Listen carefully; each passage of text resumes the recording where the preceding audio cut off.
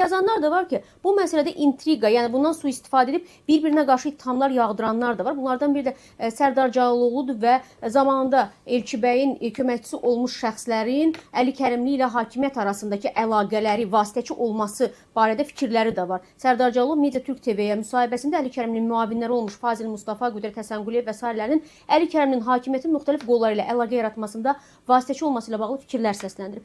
Bəyin dediyi intriqa məsələsi və bu məqamda bu söhbətin ortaya çıxması. Buna cavabınız necə olacaq? Açığı bu məsələdə mən cavabımı verdim ki, bu cür məntiqsiz dəfələrlə yanaşmalar olur. Birinci bir kiməsə itham yaxud da bir irad irəli sürəndə onda bir dəqiqləşdirmə aparmalısan. Məsələn, biz Əli Kərimlinin heç vaxt müavini olmamışıq.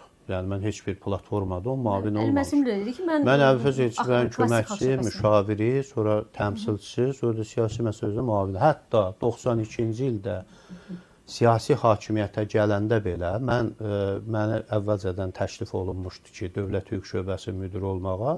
Mən onda şəxsi münasibətləri pis olmayıb vaxtıyla. Mən Əbülfəz Elçibəyin seçiləndən sonra gələ bilərəm aparata. Yəni o fikrimi də o vaxt ifadə eləmişdim. Hətta onda Qurban Məmmədov da istefa bir gün qalmış, istefa verəndə də mənim də müəyyən narazılığım var idi, amma dedim, Əbülfəz bəyin seçilməsi bizim üçün əsas hədəfdir və biz o prosesdə iştirak elədik. Yəni birinci budur məsələ. İkinci, biz artıq faktiki 2000-ci ildən ayrılmışıq və heç bir o platformada da bizim əməkdaşlığımız yaxud da hansısa münasibətimiz olmuyor.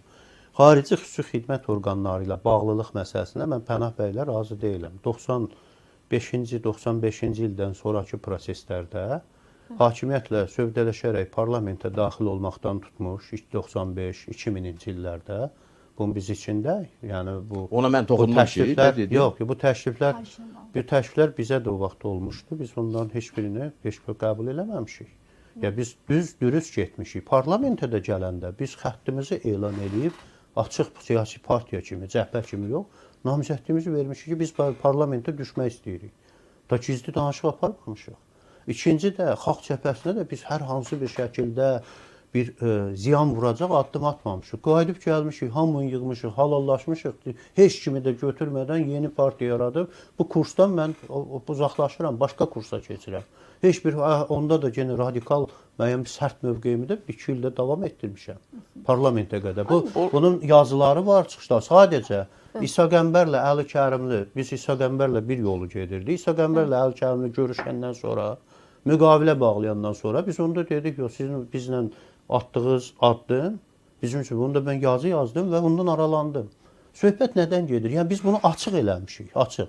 Və heç bir indiyə qədər də bizi 100 dənə ittiham sürülüb, amma bir adam sübut eləyənməz, deyənməz ki, siz hansısa bir xarici xüsusi xidmət orqanına belə yaxından uzaqdan bağlılığınız var.